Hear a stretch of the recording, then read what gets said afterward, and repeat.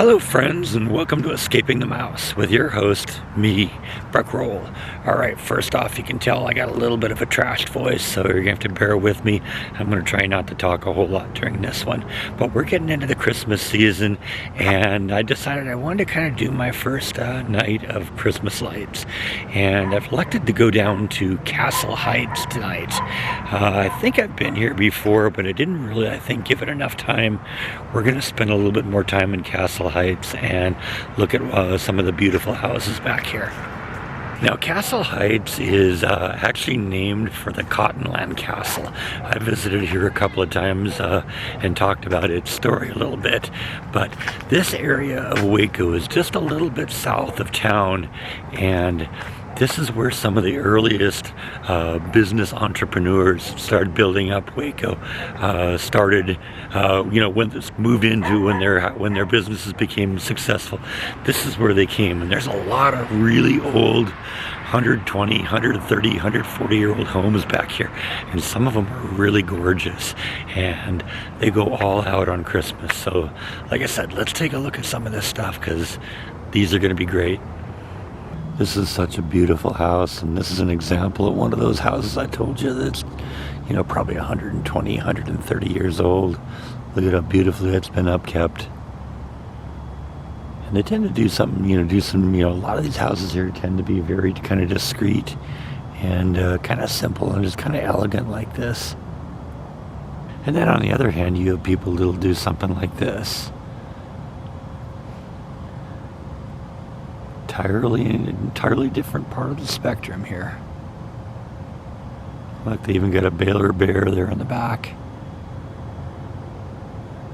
And I'm guessing now that I think about it, it is sort of a Baylor theme because they got the green and the gold on the tree too. Guessing they're Baylor fans. A couple of years ago for Christmas, my mom gave me a book of historic houses in Waco, and this is one of the ones that was in it. This is a house that's basically it was one of the earliest houses built here. Look at that front door. Looks like you have Attila Hunt trying to break through that thing and probably couldn't get in there. Beautiful house though, huh? A little out of my price range at this point. That's another beautiful one too. I love how they run the lights across the upper level there. I love those houses that have an upper deck like that. Unfortunately, that wouldn't work in my house because for you to have an upper deck, you have to have an upper floor, and I don't have an upper floor, so that wouldn't work. But look at that. That's really cool. Yeah, when you get 2-story tall columns holding up the second floor of your house, what do you do with them on Christmas? You turn them into giant candy canes.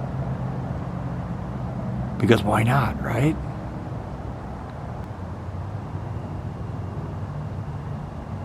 That's kind of another beautiful house. Now, what you see going on the posts, that's actually an optical effect caused by the camera. They aren't actually doing that.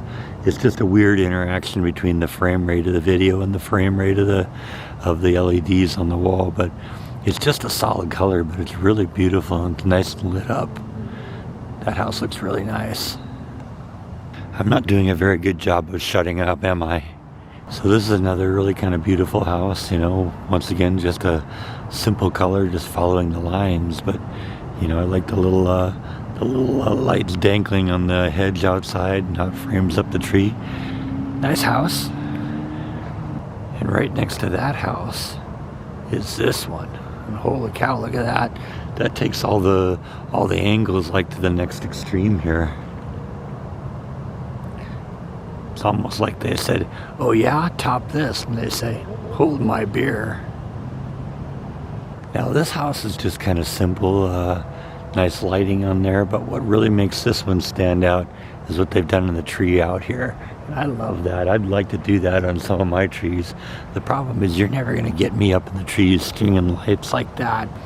It's scary enough getting up on the ladder just to put the couple of little things I do now. I'd have to rent a lift or something if I were going to do something like that. And that's maybe a tad bit more money than I'm looking to spend at this time. This one's pretty too. I kind of like how the little curved archway over that entryway there, it kind of makes it almost look like like an igloo or something like that. Thinking a lot of these people, if they like put multicolored lights up here, I think it would ruin the effect. A lot of these houses look really nice just with the white lights.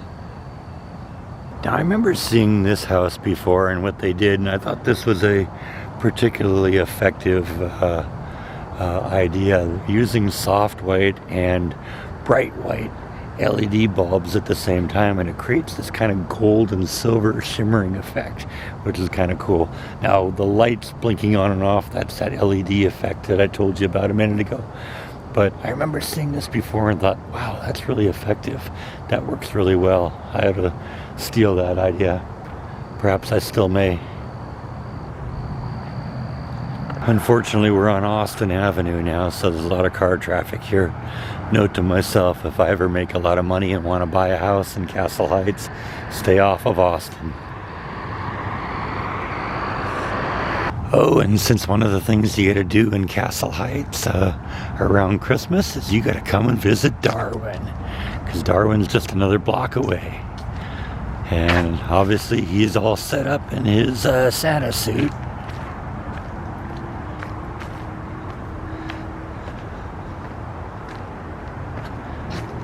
A little dark in here. Let's see if I can cheat with my cell phone here.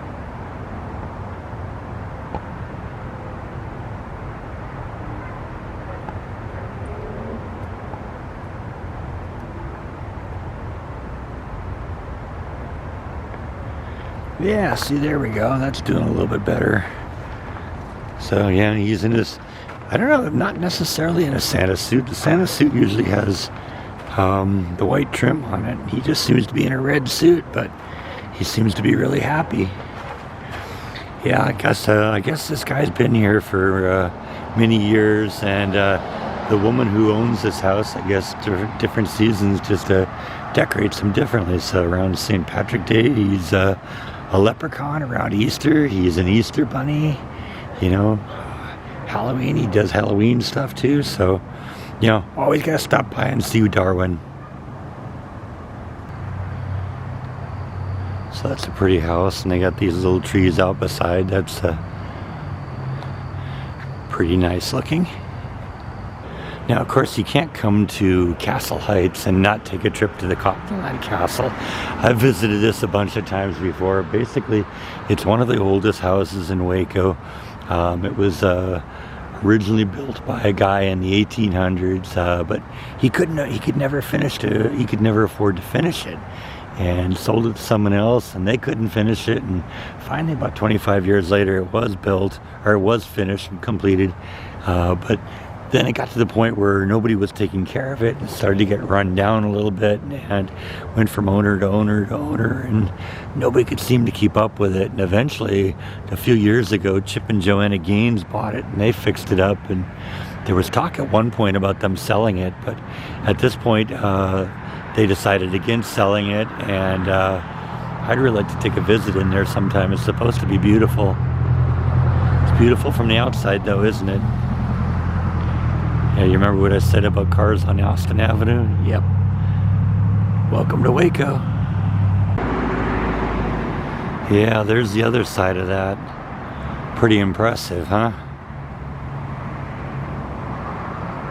And of course, I've visited this place before, but they've given it a real serious high-tech update. I came here a few years ago. This is like a dentist's office of all things, and even a couple years ago, they were doing some really kind of cool stuff. But like I said, this is the next step now. Holy cow! You got one of these big, giant animated trees. I love these things. I want to try and figure out how to get like an inexpensive one of those. But yeah, look at that. They spent some time, some bank on that, didn't they?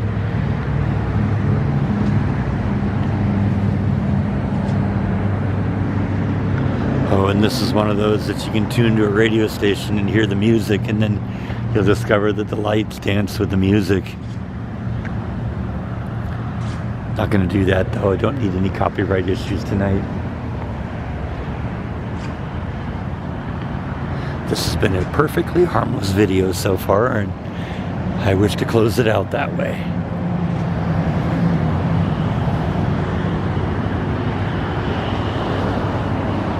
That is pretty cool though, huh?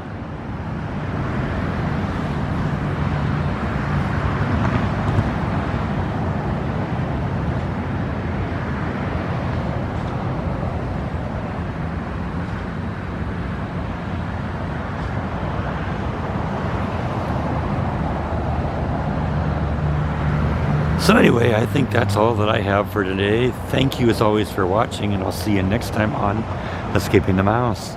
Merry Christmas.